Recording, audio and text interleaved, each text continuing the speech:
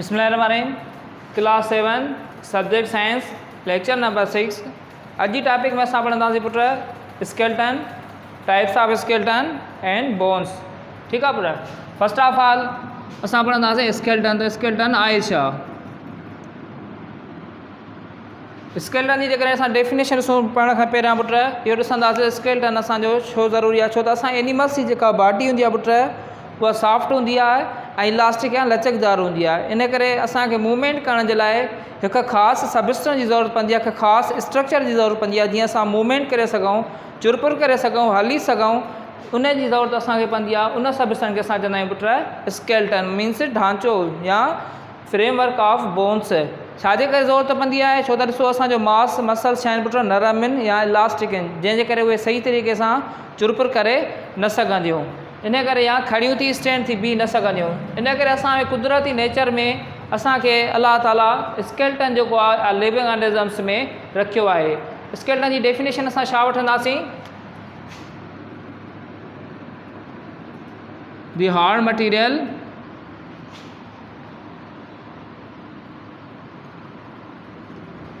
that support and gives shape to body। ठीक आहे। Skeleton जी असां डेफिनेशन छा था वठूं पुट? ॿुधो हेॾे ध्यानु ॾियो। चए थो the hard material that supports and gives shape to the body means support जो मतिलबु आहे हिकिड़ी कंहिं का शइ सिधी थी बीहण में उनजी मदद करे, उनखे असां चवंदा आहियूं सपोर्ट। माना हिकिड़ी सपोर्ट करणु माना उनजी मदद करणु। गिव्स शेप मीन्स उनखे स्ट्रक्चर ॾींदो आहे। छा ॾींदो आहे पुट? स्ट्रक्चर। ठीकु आहे। वरी डेफिनेशन हिकु चकर पढ़ूं। छा थो चए?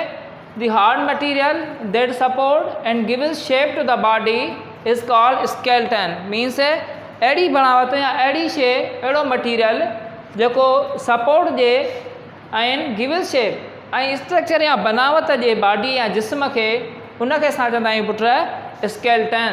हिकु जॻह वरी डेफिनेशन ॿुधोसीं। दी हार्ड मटीरियल हिकु सख़्तु मटीरियल या मादो दैट सपोर्ट जेको मदद थो करे या हिकु सपोर्ट थो ॾिए एंड गिव्स शेप ऐं शेप या हिकिड़ी बनावट थो ॾिए कंहिं ऑर्गेनिज़म खे टू द बॉडी, उनजे जिस्म खे असां उनखे चवंदा आहियूं पुट स्केलेटन। हाणे स्केलेटन ॾिसो पुट असांखे कीअं सपोर्ट थो ॾिए, शेप कीअं थो ॾिए। मुख़्तलिफ़ फ्रेमवर्क हूंदा आहिनि, हर कंहिंजो जेको फ्रेमवर्क पंहिंजो हूंदो आहे। एनिमल्स जो फ्रेमवर्क पंहिंजो आहे, असां ह्यूमन्स जो फ्रेमवर्क छा आहे पुट पंहिंजो आहे। मीन्स छा ॾींदो आहे असांखे? शेप। कीअं थो ॾिए शेप? असांखे हिकिड़ो फ्रेम ठहंदो आहे। छाजो?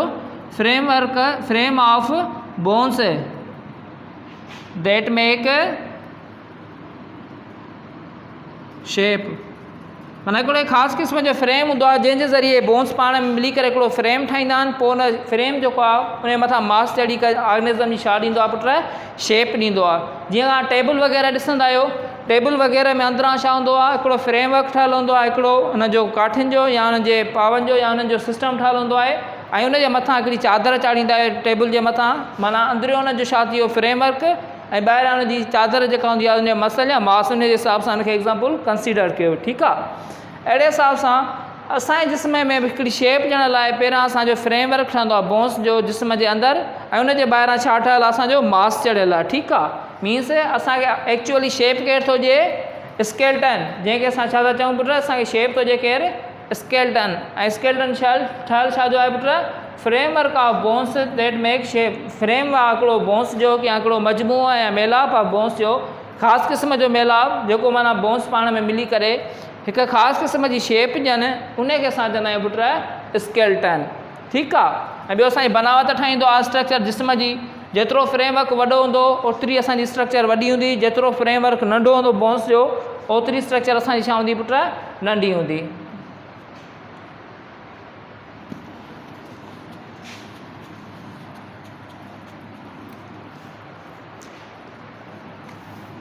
स्केलेटन जेको हूंदो आहे पुट हिकिड़ी शेप ऐं स्ट्रक्चर ॾींदो आहे। ॿियो पुट मदद कंदो आहे help in movements.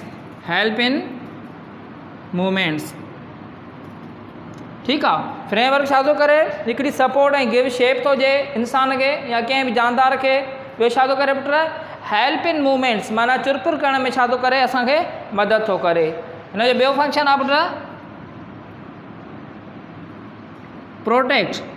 Protect the body या प्रोटेक्ट द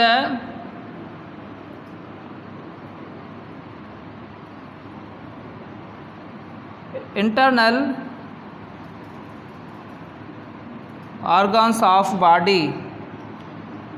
इहो पुट जेको स्केलेटन जेको आहे मेन फंक्शन हिकिड़ो त असांजे मूवमेंट में फंक्शन अथसि माना चुरपुर कराइण में मदद हुजे।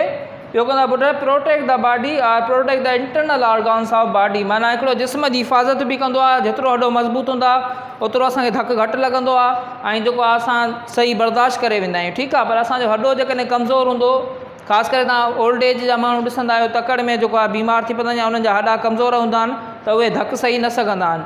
इन माना पंहिंजे बॉडी उनखे प्रोटेक्ट करे न आहे सघंदी। अहिड़े हिसाब सां जेकॾहिं बोन्स मज़बूत हूंदा त स्केलेटन ठहियल ई छा जो आहे पुट बोन्स जो। इन करे बॉडी खे छा कंदो आहे प्रोटेक्ट माना उनखे बचाईंदो आहे ॿाहिरि नुक़सान खां और protect the internal organs of body जिस्म जे अंदरनि उज़वनि खे बि छा कंदो आहे असांखे बचाईंदो आहे। कीअं थो बचाए ॾिसो असांजी हार्ट जिस्म जे अंदरि आहे पर हिकिड़ो ॿाहिरां हिकिड़ी चेस्ट जे अॻियां छा आहे असांजो बोन्स ठहियल आहे फ्रेमवर्क ठहियल आहे जंहिंखे असां चवंदा आहियूं रिब्स चवंदा आहियूं। इहे छा आहे पुट असांखे छा थो करे इहो प्रोटेक्ट थो करे असांजे हार्ट खे असांजे लंग्स खे छा था कनि पुट इहे हिफ़ाज़त था कनि। वॉकिंग में बि कमु जीअं लेग्स में बोन्स मौजूदु आहिनि उहे वरी असांजे वॉकिंग या हलण में कमु ईंदा आहिनि। जीअं ॾिसो असांजे आर्म्स में बोन्स आहिनि हथनि में बोन्स आहिनि इहे असांखे वर्किंग में कमु ईंदा आहिनि। अहिड़े हिसाब सां जेकॾहिं वरी छाती जा बोन्स ॾिसो त उहे वरी असांखे छाजे कमु ईंदा आहिनि पुट लंग्स जी अंदरि हार्ट जी हिफ़ाज़त करण में असांखे छा ईंदा आहिनि कमु ईंदा आहिनि। ठीकु आहे, माना हिननि जा मुख़्तलिफ़ फंक्शन आहिनि। स्केलेटन जा मूवमेंट चुरपुर करण में मदद करे थो, बॉडी खे प्रोटेक्ट करण में मदद करे थो, अंदरनि उज़वनि खे ठाहिण में असांजी मदद करे थो या उन्हनि खे प्रोटेक्ट थो करे। हिन जो ॿियो फंक्शन आहे पुट पैदा कंदो आहे blood cell produce blood cells. ठीकु आहे, ब्लड सेल पे जेको आहे इहो पैदा कंदो आहे केरु पुट असांजो बोन्स जेके हूंदा आहिनि ख़ासि करे लार्ज बोन्स जेके हूंदा आहिनि वॾा बोन लार्ज बोन्स जंहिंमें असांखे कहिड़ा अची था वञनि लार्ज बोन्स में फीमर जेको असांजो छा आहे हिकिड़ो बोन आहे थाई बोन बि हिनखे असां चवंदा आहियूं। छा चवंदा आहियूं थाई बोन। हाणे हे जेको बोन जेको आहे पुट लार्ज बोन असांजो आहे जिस्म जो जेको माना प्रोड्यूस कंदो आहे ब्लड सेल माना असांजे रत जा जुज़ा छा कंदो आहे पैदा इहो छा आहिनि पुट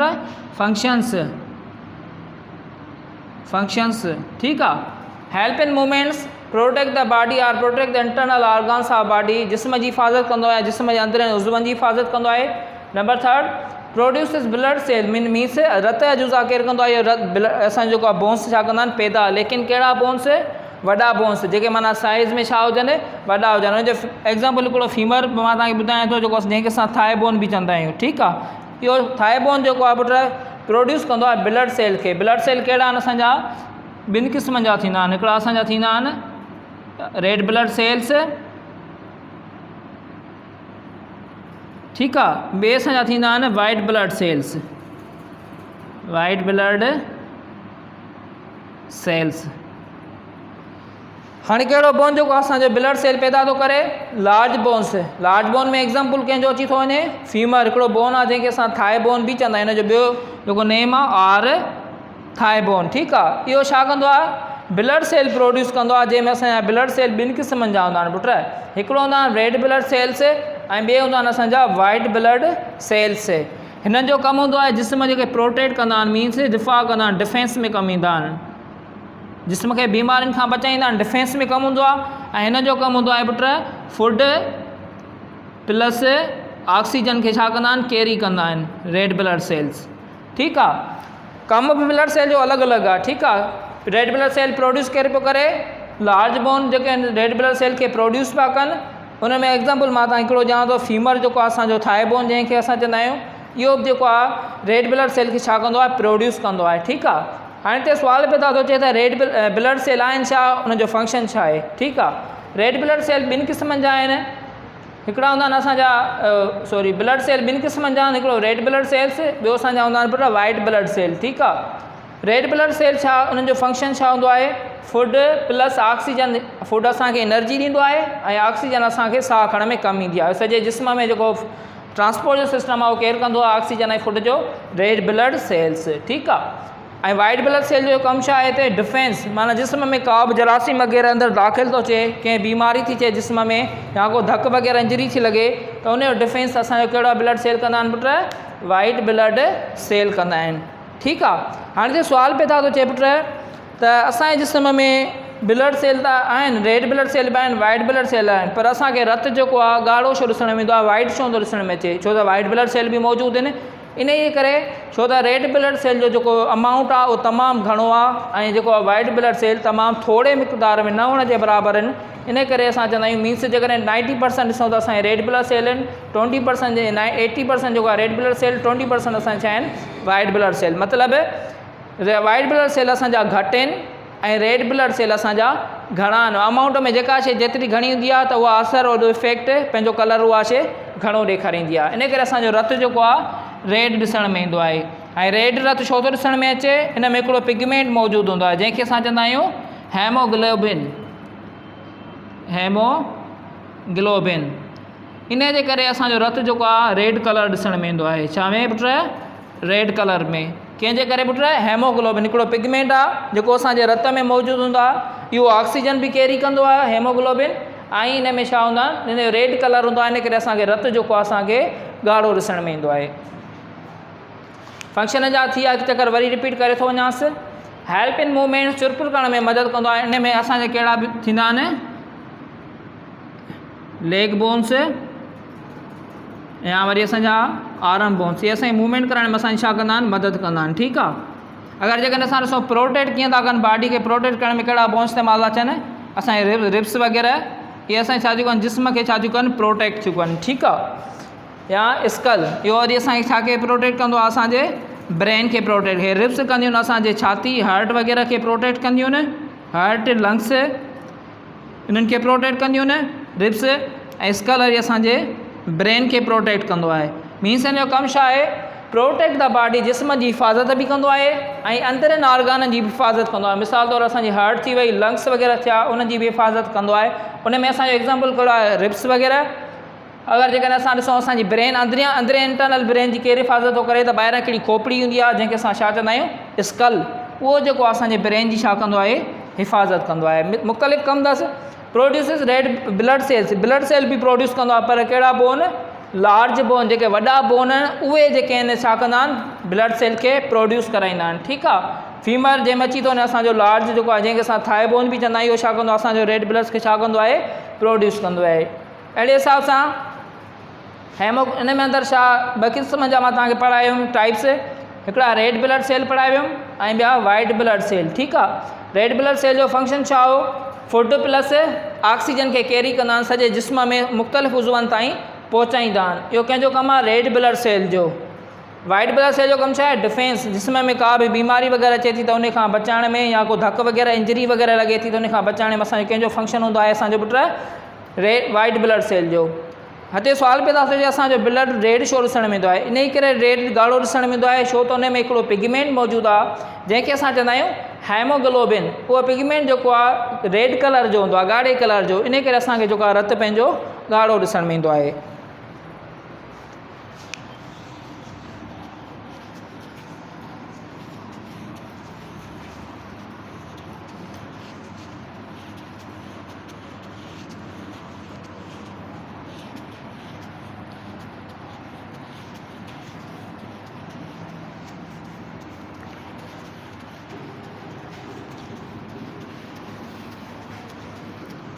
नेक्स्ट टॉपिक ते अचूं असां पंहिंजी पुट, स्केलेटन थी वियो, नया फंक्शन थी विया, हाणे टाइप्स ऑफ स्केलेटन, ठीकु आहे। स्केलेटन जा जेके टाइप्स आहिनि पुट, टे मेन टाइप्स आहिनि, स्केलेटन टाइप्स या टाइप्स ऑफ स्केलेटन ॻाल्हि साॻी आहे, ठीकु आहे। हिन जा घणा पुट आहिनि, टे टाइप्स आहिनि। Number 1 hydrostatic skeleton, number 2 exoskeleton, number third endoskeleton. ठीक है, इन घणा टाइप थी पुट? थर्ड टाइप मीन्स टे टाइप थी कंहिंजा टाइप्स ऑफ स्केल्टन पढ़ी आयासीं, उन जा फंक्शन पढ़ी आयासीं। हाणे असां पढ़ंदासीं टाइप्स ऑफ स्केल्टन। ठीक आहे, टाइप्स ऑफ स्केल्टन में जेके ॾिसूं त असांजा मेन जेके आहिनि स्केल्टन जा टे टाइप्स आहिनि। हिकिड़ो असांजो आहे हाइड्रोस्टेटिक स्केल्टन, ॿियो असांजो एक्ज़ोस्केल्टन, ऐं नंबर थर्ड जेको असांजो छा आहे एंडोस्केल्टन। असां जेको आहे डीप स्टडी ऐं एक्सप्लेनेशन मां वराए हिकु हिकु जी अलॻि अलॻि कयां थो। Number one hydrostatic skeleton. हिन जी डेफिनेशन छा थींदी पुट? ॾिसो, हिन जे लफ़्ज़ मां ई तव्हांखे सम्झ में अची वेंदो त इहो कहिड़े क़िस्म जो जेको असांजो स्केल्टन आहे। हाइड्रो जो मतिलबु आहे वाटर, हाइड्रो मीन्स वाटर। स्टेक जो मतिलबु आहे कहिड़े बीठल या हिकिड़े हंधि जॻह में बीठल हुजे, स्टेटिक स्केल्टन। ठीकु आहे, हिकिड़ी शेप जो हुजे, मटिजे न। स्केल्टन जी ख़बर त मीन्स ढांचो। हाणे हिन जी डेफिनेशन छा थींदी? Skeleton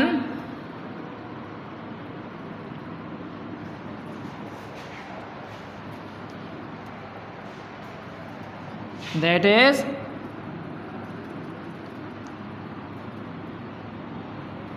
made up of fluid is called hydroskeleton और वाट फ्लूइड जो ठहियलु हुजे। ठीकु आहे, हाइड्रोस्केल्टन छा था चऊं पुट? अहिड़ो स्केल्टन जेको छा जो ठहियलु हुजे? फ्लूइड जो ठहियलु हुजे, मीन्स लिक्विड जो ठहियलु हुजे। असां उन अहिड़े स्केल्टन खे असां चवंदा आहियूं पुट हाइड्रोस्टेटिक स्केल्टन। डेफिनेशन छा था वठूं? Skeleton that is made up of fluid. अहिड़ो स्केल्टन जेको फ्लूइड या पाणियाट जो या लिक्विड जो ठहियलु हुजे, असां उनखे चवंदा आहियूं हाइड्रोस्टेटिक स्केल्टन। फॉर एग्ज़ाम्पल, कहिड़नि जानदारनि में मौजूदु हूंदो आहे?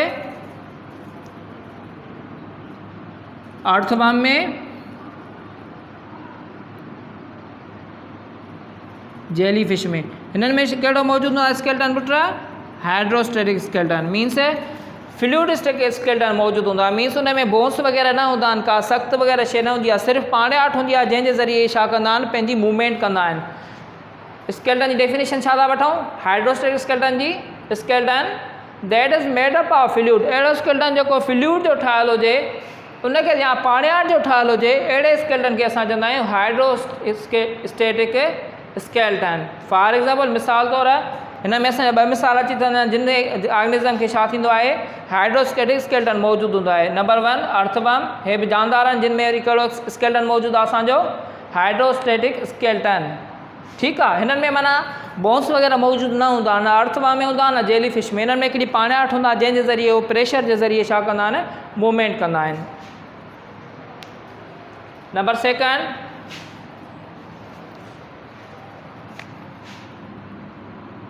सेकंड असांजो एक्ज़ोस्केल्टन, या मथां लिखांसि थो ठाहे।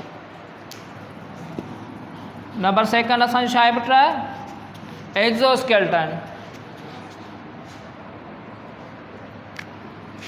Number second type एक्ज़ोस्केल्टन।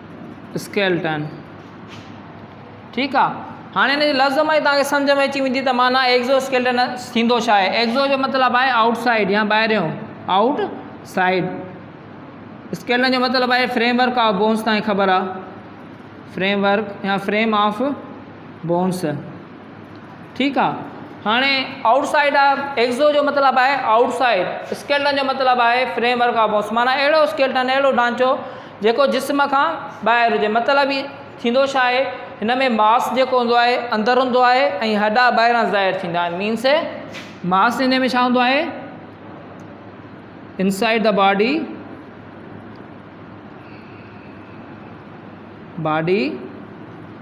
ऐं बोन्स जेके हूंदा आहिनि आउटसाइड द बॉडी हूंदा आहिनि। माना जिस्म जे ॿाहिरां शो थींदा आहिनि बोन्स आउटसाइड द बॉडी। ठीकु आहे, माना हिन में मास जेको हूंदो आहे अंदरि ढकियलु हूंदो आहे ऐं बोन्स हुन जा ॿाहिरां ॾिसण में ईंदा आहिनि। अहिड़े स्केल्टन खे असां चवंदा आहियूं एक्ज़ोस्केल्टन। डेफिनेशन छा थींदसि? Skeleton that is present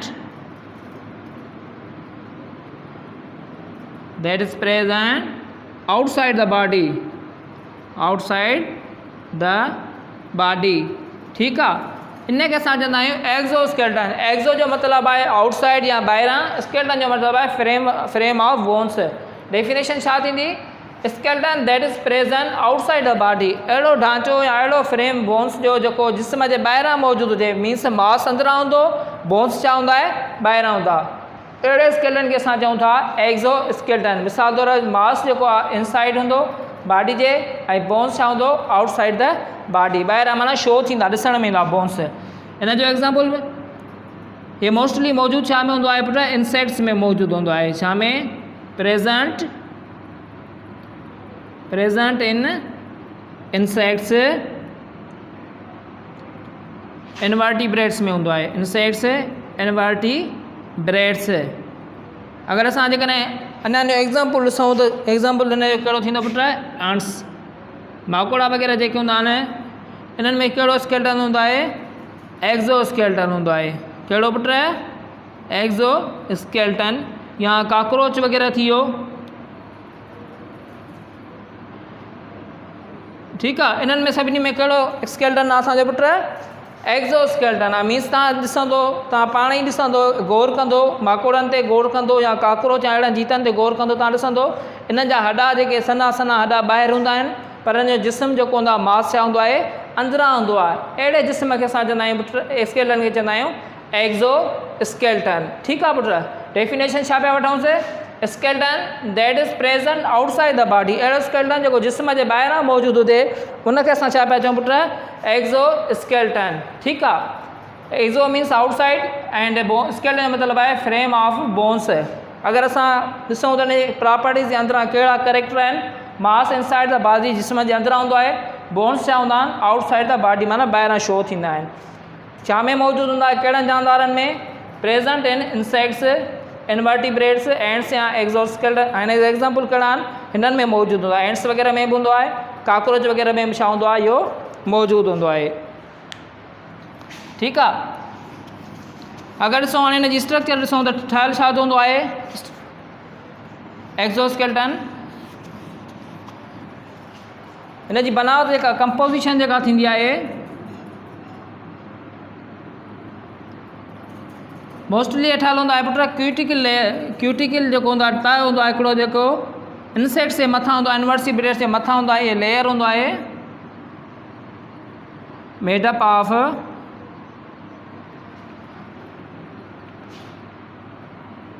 chitin. ठीकु आहे। हाणे जीतनि जे मथां हिकिड़ो सन्हो तह ठहियलु हूंदो आहे, जंहिंखे असां क्यूटिकल चवंदा आहियूं। ऐं उहो लेयर त छाजो ठहियलु हूंदो आहे? हिकु मटीरियल जो ठहियलु हूंदो आहे, जंहिंखे असां छा चवंदा आहियूं? चिटिन चवंदा आहियूं। हाणे चिटिन आहे छा? वाटर प्रूफ मटीरियल, माना हिन मां पाणी जेको आहे आउट थी न आहे सघंदो, उनखे असां चवंदा आहियूं चिटिन हिकिड़ो मटीरियल आहे, जंहिंमां इहो क्यूटिकल लेयर छा हूंदो आहे? ठहियलु हूंदो आहे जीतनि जो। ठीकु आहे। हाणे चिटिन जो सुवाल पैदा थो थिए, चिटिन छा आहे? वाटर प्रूफ मटीरियल, हिकिड़े ख़ासि क़िस्म जो अहिड़ो मादो जेको जंहिंमां पाणी क्रॉस थी न सघे, उनखे असां चवंदा आहियूं पुट चिटिन। हाणे चिटिन छा आहे? हिकिड़ो मटीरियल आहे जंहिंमां क्यूटिकल लेयर जेको ठहियलु हूंदो आहे, जेको जीतनि में मौजूदु हूंदो आहे, जंहिंखे असां छा चवंदा आहियूं? एक्ज़ो स्केलेटन। माना जीतनि में जेको एक्ज़ो स्केलेटन ठहियलु हूंदो आहे, उहो क्यूटिकल लेयर जो ठहियलु हूंदो आहे। ऐं उहो क्यूटिकल लेयर छा जो ठहियलु हूंदो आहे? चिटिन जो। ठीकु आहे। चिटिन आहे छा? वाटर प्रूफ मटीरियल, हिकु अहिड़ो मटीरियल जंहिंमें माना पाणी जंहिंमां क्रॉस थी न सघे। ऐं छाजे करे अहिड़ो चिटिन जो ठहियलु कुदरती लेयर ठहियलु आहे?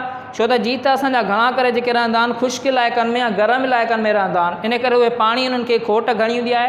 तंहिं करे कुदरती हिननि में हिकिड़ो अहिड़े क़िस्म जो लेयर आहे जेको हुननि जी पाणी जी छा कंदो आहे? हिफ़ाज़त कंदो आहे, जीअं पाणी ॿाहिरि न निकिरे, जिस्म में घणो पाणी मौजूदु हुजे। छो त पाणी पीअंदा घटि आहिनि, छो त गरम इलाइक़नि में रहंदा आहिनि या ख़ुश्क इलाइक़नि में जीत रहंदा आहिनि। असांजो पंहिंजे थर्ड टाइप ते एंडोस्केलेटन ते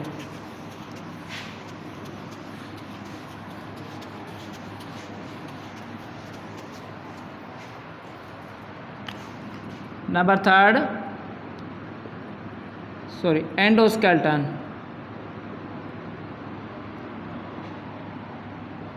ठीकु आहे। एंडोस्केलेटन, एंडो जो मतिलबु आहे इनसाइड, माना जिस्म जे अंदरां। स्केलेटन जो मतिलबु असांखे ख़बर आहे फ्रेम ऑफ बोन्स। ठीकु आहे। मीन्स अहिड़ो स्केलेटन जेको जिस्म जे अंदरां हुजे। हाणे हिन जी प्रॉपर्टीज़ एक्ज़ोस्केलेटन जे उबतड़ थींदियूं, माना हिन में छा थींदो? मास जेको हूंदो कीअं हूंदो? आउटसाइड। ऐं जेके हिन में बोन्स हूंदा छा हूंदा इनसाइड। ठीकु आहे। डेफिनेशन छा ॾींदासीं स्केलेटन दैट इज़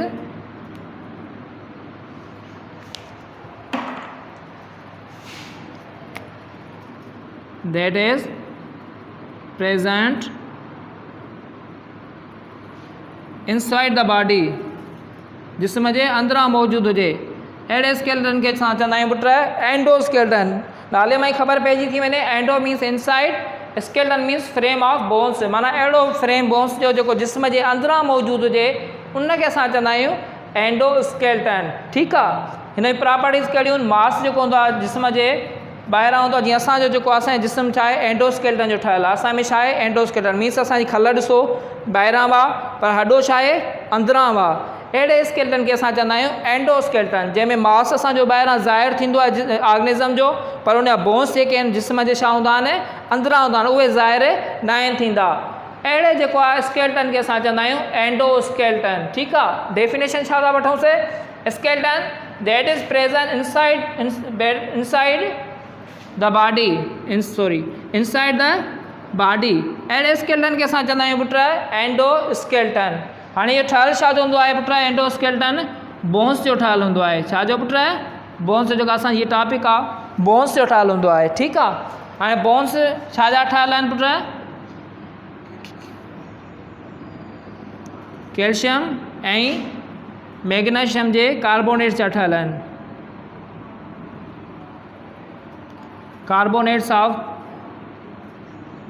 ये कंपाउंड आहिनि जेके एलिमेंट्स जंहिंमां ठहियलु आहिनि कार्बोनेट्स ऑफ कि मैग्नीशियम एंड कैल्शियम जो छा हूंदो आहे? इहो बोन असांजो छा हूंदो आहे पुट ठहियलु हूंदो आहे।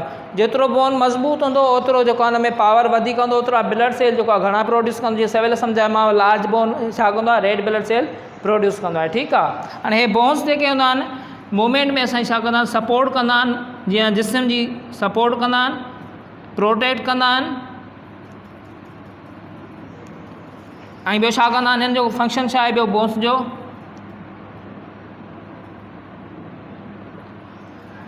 रेड ब्लड सेल प्रोड्यूस कंदा आहिनि।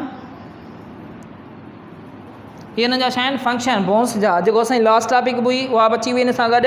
मीन्स अहिड़ो स्केलेटन जेको जिस्म जे अंदरां हुजे ठहियलु, बोन्स अंदरां हुजनि ऐं मास ॿाहिरां हुजे, अहिड़े स्केलेटन खे असां चवंदा आहियूं एंडोस्केलेटन। मास जेको हूंदो आहे आउटसाइड ॿाहिरां थींदो आहे, बोन्स इनसाइड छो थींदो आहे? ठीकु आहे। ऐं ठहियलु छा जो हूंदो आहे एंडोस्केलेटन? बोन्स मीन्स हॾनि जो ठहियलु हूंदो आहे। पर इहे बोन्स छा हूंदा आहिनि असांजा मज़बूत स्ट्रॉन्ग बोन्स हूंदा आहिनि।